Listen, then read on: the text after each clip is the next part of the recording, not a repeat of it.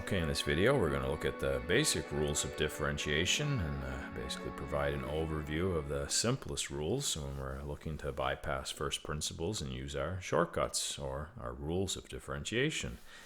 And before we do that, we've got to get used to this notation. We'll use this more and more the deeper we get into differential calculus here. This is the differential operator. It's actually one of a few differential operators we can use, but I like to use this one. And it's also probably the most common. This is borrowed from Leibniz notation. You can probably remember that. It was mentioned very briefly in a previous video. Where dy over dx was another way of asking you for the derivative. So d over dx is essentially just means differentiate something with respect to x. And what respect to x means, it's not very literal. It doesn't mean you have to pay homage to x. It just means x is your independent variable. So when we say differentiate with respect to x, x is the moving part in your function. So of course you would be dealing with a function of x if you're using a d over dx differential operator. So if we keep that in mind, our power rule, which is pretty much the only shortcut or rule of differentiation that we're aware of to this point, at least before this video, we can express it maybe a little more compactly using the differential operator. So what is the derivative of x to the power of n is what that notation means, and then you recognize it's a power function, the variable base and a constant exponent.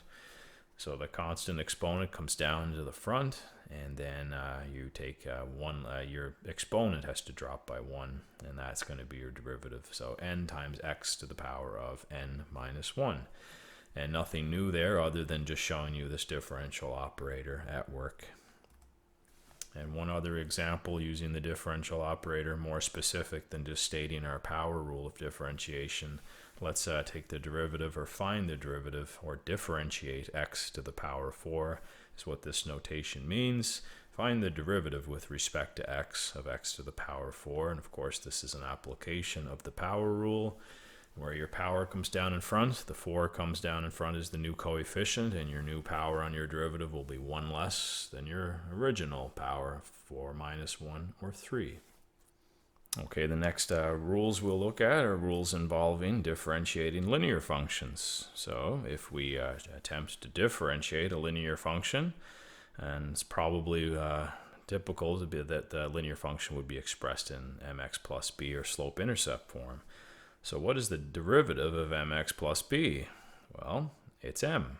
And at first that might seem a little strange, but if you think about what you're doing, if you're differentiating a function, you're looking for the slope of the curve of that function. So the tangent slope has to be the same as the slope of the curve if it's a linear function, because that slope is constant everywhere by definition. So what's the slope of the curve for a linear function? Well, hey, that's just the slope of the linear function. So hopefully that demystifies that property. And very much related to that is the notion of differentiating a constant, because remember we could think of this as y equals c, some kind of a constant function, where y could be any number, but this doesn't really matter what the number is. The property is concerned with the fact that you recognize that a constant function is a horizontal line.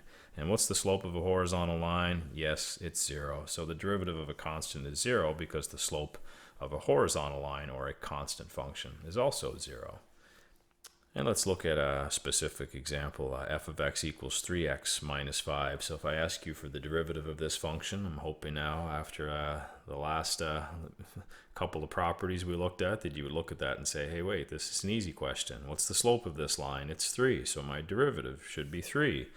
And if you got that as your answer, very good, 100%. And you can probably don't need to follow through the rest of this example, because guess what? I'm going to apply first principles just to show you that if for some reason you don't buy into the slope being equal to your derivative here or vice versa, well, guess what? First principles doesn't lie.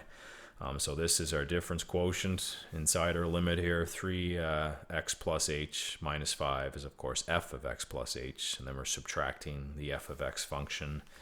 And we expand out the 3x, 3 times x plus h. And, of course, we subtract the entire f of x. So we change the 3x to a minus 3x and the minus 5 to a plus 5. Everything cancels on the top.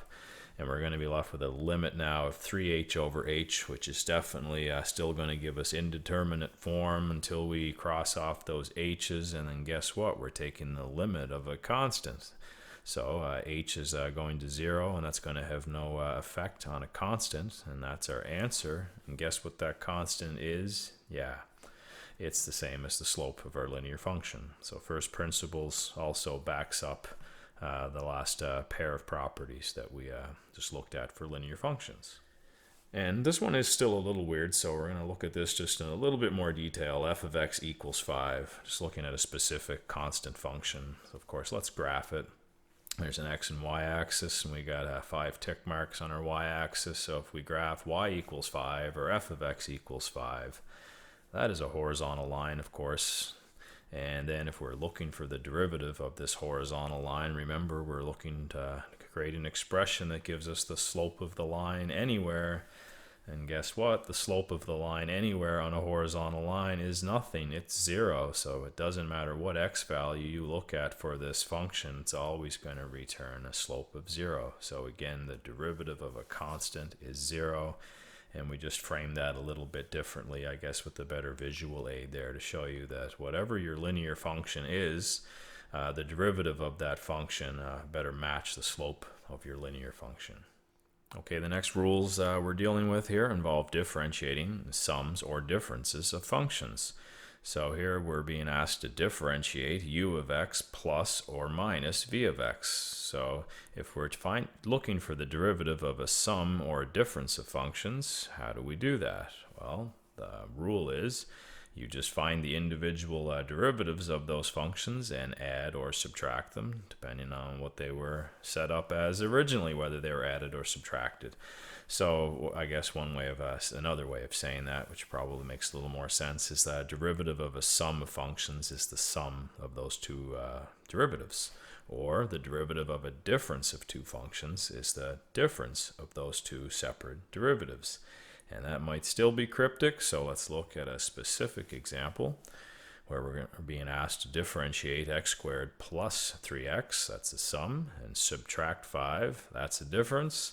And yes, it's just a quadratic function, standard form, but if we try to differentiate it, we'd have to rely on first principles unless we know and follow through once we know that we can just differentiate the three terms separately. And when the terms are added, make sure we add the derivatives, and when the terms are subtracted, make sure we subtract the derivatives. So the derivative of x squared plus 3x minus 5 is the derivative of x squared plus the derivative of 3x, subtract the derivative of 5. And then we can just apply our power rule and our linear function rules that we just looked at. So the derivative of x squared is 2x, and the derivative of that linear function 3x is simply the slope of the function 3x. And the derivative of the constant 5 is simply the slope of that constant linear function 5, of course, is 0. So we have 2x plus 3 minus 0, which simplifies down to 2x plus 3. And that's a really useful property, whether you're adding or subtracting functions. It basically, like you can see here, it allows us to go through and deal with each term separately and apply the power rule separately, or these linear function rules separately. And that allows us to get a lot of mileage out of the power rule, and we can differentiate a lot of functions this way, and then we don't have to rely on first principles. Okay, our last rule here is differentiating a constant multiple of a function. So we're being asked to differentiate c multiplied by f of x. Of course, that is a multiple of some unknown function, f of x. So how do we differentiate this? Well, you sidestep that constant, that's c, and since there's multiplication, obviously, between that constant and f of x, well, once you sidestep the c and you differentiate f of x, those two things are still multiplied. So the final derivative will be c multiplied by the derivative of f of x, or f prime of x. So essentially just sidestep your constant, which will usually be a coefficient, I think, most of the time, almost all of the time. Once you sidestep that constant, differentiate your function, and then just multiply your derivative by that constant. So let's illustrate that rule. With a very specific example, let's differentiate 6x squared. And of course, that's a constant multiple of x squared. The constant happens to be 6. And like I said, it's really just a coefficient. So let's sidestep that coefficient, that constant, and we'll multiply that coefficient 6 by the derivative of x squared, which is 2x. So our final derivative is going to be 6 times 2x, or 12x. And that rounds out our basic rules of differentiation. Now, all of these rules we've looked at, maybe with the exception of the power rule. It's not entirely intuitive, but we definitely invested enough time in first principles to maybe make the power rule at least somewhat intuitive.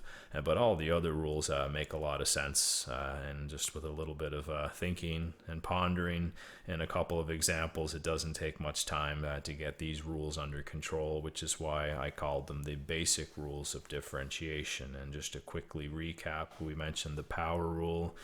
We mentioned taking derivatives of linear functions, whether they're just your regular mx plus b linear functions or a constant function. We can now take the derivative of those things using our rules.